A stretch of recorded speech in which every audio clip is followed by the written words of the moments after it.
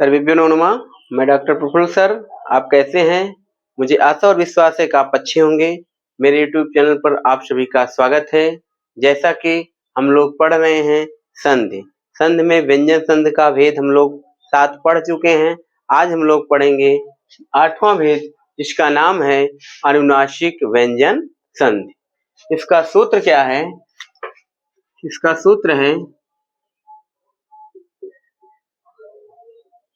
यरो अनुनासिके यरो अनुनासिके अनुनासिको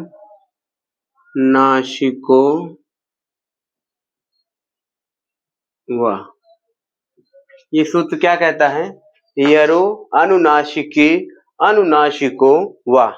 आइए सूत्र को हम लोग समझते हैं। अनुनासिक संधि होता क्या है? अनुनासिक संधि मतलब है कि अनुनासिक हो जाए। अनुनासिक आप जानते होंगे कि हिंदी वर्णमाला में 5 वर्ग बांटे गए हैं। जैसे का वर्ग हो गया, क ख ग घ अंग आता है। चा वर्ग एक है, चा छा जा झ ञ आता है। टा वर्ग है, टा ठा डा ढ ड़। और ता वर्ग है तो ता था दा धा न। और पा वर्ग है तो पा फा बा भा मा। यही 5 वर्ग होते हैं। इन पांचों वर्ग का जो अंतिम वर्ण होता है, जैसे का वर्ग का अंग, चा वर्ग का इया होता है, टा वर्ग का ड़ होता है, और ता वर्ग का ना होता है, और पा वर्ग का मा होता है। जो अंतिम वर्ण 5 होते हैं, इसी को क्या कहा जाता है? अनुनासिक वर्ण कहा जाता है। ठीक, तो ये संधि होने पर क्या हो जाता है? अनुनासिक वर्ण हो जाता है। तो किसका हो जाता है? तो आइए सूत्र को हम लोग समझ जाएंगे तो पता चल जाएगा किसका हो जाता है। जैसे इसमें लिखा है यरु। यरो का मतलब है यर प्रत्याहार। क्या है? यर प्रत्याहार के बाद। यरो मतलब यर प्रत्याहार के बाद। यदि अनुनासिके, अनुनासिके मतलब अनुनासिक वर्ण हो, तो अनुनासिक वर्ण क्या होगा आपका? अनुनासिक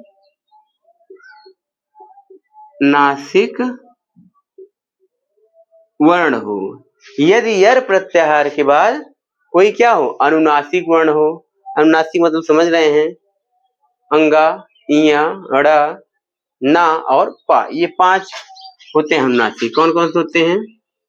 का वर्ग में अंगा हो गया, चा वर्ग में इया हो जाएगा, टा वर्ग में अड़ा हो जाएगा, और ता वर्ग में ना हो जाएगा, पा वर्ग में मा। तो ये आपके क्या हैं?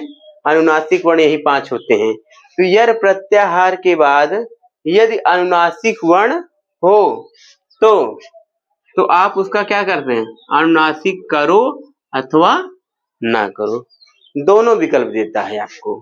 ठीक, यरो अनुनासिके अनुनासिको व। ठीक, यही कहता है आपका।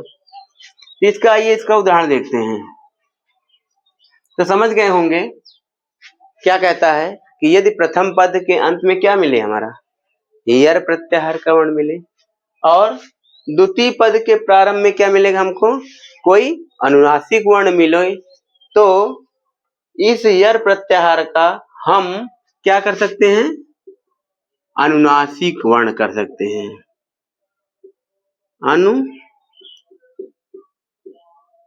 अनुनासिक वर्ण हो जाता है, अर्थात इसका 5वां वर्ण, इस जो यहाँ पर रहेगा उसका हम 5वां वर्ण कर देंगे।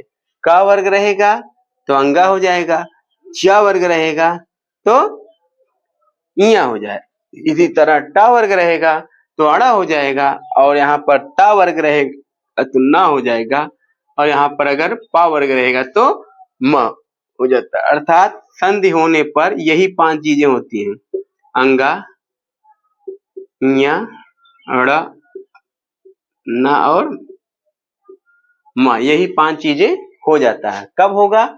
यदि यर प्रत्याहार का कोई वर्ण हो प्रथम पद के अंत में, द्वितीय पद के प्रारंभ में कोई अनुनासिक वर्ण आ जाए, तो यर प्रत्याहार के स्थान पे हम लोग अनुनासिक कर देते हैं।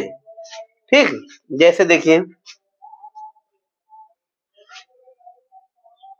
जैसे यहाँ पर आ गया आपका उदाहरण, देखिए जैसे यहाँ लिखा है जगत,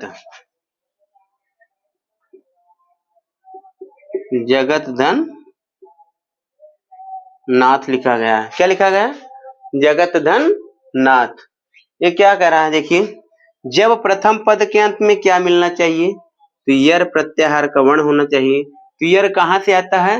हैवरट, अर्थात पांचवा सूत्र से लेकर आपका कहाँ तक, यर कहाँ तक जाएगा? 13वां सूत्र तक, अर्थात पांचवें वर्ग सूत्र से लेकर महत्व सूत्र का जो पांचवा सूत्र है वहां से लेकर यदि 13वां सूत्र तक कोई वर्ण हो प्रारंभ में और बाद में आपको यह अनुनासिक कोई वर्ण मिले तो इसके स्थान पे अनुनासिक हो जाता है। तो देखिए यहाँ प्रथम पद के अंत में क्या मिल रहा है हमारा? ता। तो ता किस में आता है? खप छटत चटतौ, ये 12वां सूत्र 11वां सूत्र में आता है 11वें में। तो यर प्रत्याहार का वर्ण हो गया हमारा। तो जब प्रथम पद के अंत में यड़ प्रत्याहार का वर्ण हो और बाद में कोई इसमें से कोई मिलना चाहिए, तो ना देखो यहाँ पर है, ना भी मिल रहा आपका। तो यहाँ क्या कर देंगे, इस यर प्रत्याहार का हम क्या कर देंगे, वर्ग का पांचवा अक्षर वर्ण कर देंगे। तो जैसे ये ता वर्ग है तो ता वर्ग का अंतिम अक्षर क्या होता है? ना होता है। इसका क्या बन जाएगा सब? जगन धन नाथ। ता क्या कर दिए, ये कर दिया नासिक वर्ण कर दिए और शब्द हमारा बन जाएगा जगन्नाथ बन जाएगा। ठीक, इस तरह ये आपके हो गए। तो जगन्नाथ का जो संधि विच्छेद होगा जगत धन नाथ होता है। इसी तरह है आपका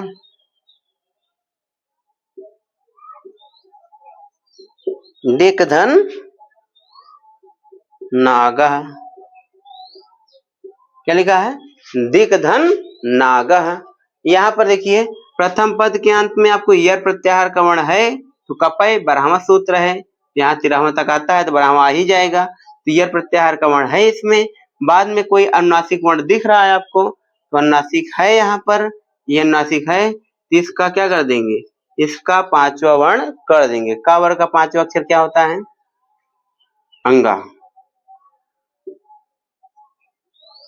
दिंग प्लस नागह। अब इसको जोड़ेंगे बन जाएगा क्या? दिंग दिंग नागा बन जाएगा। ठीक, ये आपका दूसरा हो गया। तीसरा जैसे लिखा है एतद धन, एतद धन मुरारी ही लिखा है, एतद धन मुरारी। तो प्रथम पद के अंत में क्या है? यर प्रत्याहार का वर्ण है, क्योंकि जब गढ़ 10 आता है ये आपका यर प्रत्याहार का वर्ण हो गया। बाद में कोई अनुनासिक वर्ण मा आ रहा है तो इसी जो जिस वर्ग का रहेगा उस वर्ग का पांचवा अक्षर कर देंगे। तो ता था दा ता वर्ग का है ये, तो पांचवा अक्षर क्या हो जाएगा? ता वर्ग का ना होता है तो शब्द बन जाएगा ए तन बन जाएगा धन मुरारी। अब जोड़िए एतन मुरारी ही बन जाएगा। ठीक, तो यहाँ आप वर्ग का पांचवा अक्षर करो अथवा ना करो, या तो आप चाहो तो जगत, इसका क्या करें, पांचवा नहीं करें तो जगत नाथ बन सकता है, या इसका दिक नागा बन सकता है, इसका एतद मुरारी बन सकता है। तो ये भी सही है, चाहो तो आपको एक इसको भी कर सकते हैं एतद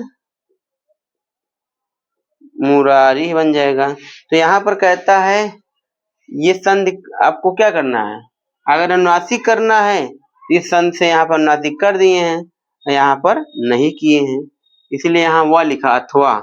यदि आप करना हो तो आप अनुनासिक वर्ण कीजिए अथवा मत कीजिए, तो दोनों सही है आपका, ये भी सही है ये भी सही है। ठीक, तो मुझे आशा और विश्वास है कि आप अनुनासिक संधि को अच्छे से समझ चुके होंगे। एक बार मैं आपको रिवीजन करा देता हूँ। ये कौन सा संधि हमारा? अनुनासिक व्यंजन संधि है, व्यंजन संधि का 8वां भेद है हमारा। ठीक, इसका सूत्र क्या है? यरो अनुनासिके अनुनासिको वाह। ये कहता क्या है कि यर प्रत्याहार के बाद अनुनासिक वर्ण कोई हो, ये वर्ण कोई हो तो इस यर के स्थान पे अनुनासिक करो वा अथवा न करो, ये दोनों कहता है, ऑप्शन देता है। तो जैसे जगत धननाथा है, जगत धन नाथा लिखा गया है, तो यहाँ पर ता आया है, यर प्रत्याहार का वर्ण है यहाँ पर। इसके बाद क्या होगा, यर के बाद अनुनासिक वर्ण है तो ता का अंतिम अक्षर न होता है, बन जाएगा शब्द हमारा जगत नाथ। दिक धन नागा है, का है, का एक यर प्रत्याहार का वर्ण है, बाद में अनुनासिक वर्ण है, तो इसका वर्ण क्या कर देंगे, इसका अनुनासिक करेंगे, शब्द बन जाएगा दिक नागह। इसी तरह एतद मुरारी है, इसको आप क्या करेंगे, यर प्रत्याहार का वर्ण है, बाद में अनुनासिक है, यर प्रत्याहार का हम लोग क्या अनुनासिक करेंगे, ता था दा ता वर्ग था, तो ता वर्ग अंतिम अक्षर न होता है, सब बन जाएगा एतद, एतन मुरारी या एतद मुरारी भी कर सकते हैं। ठीक, तो आप अच्छी तरह समझ गए होंगे, मेरे इस वीडियो को अच्छे से देखे होंगे, तो लोगों तक शेयर कीजिए, जैसे कि उन लोग को भी अच्छे से जानकारी हो सके। ठीक, धन्यवाद, नमो नमः।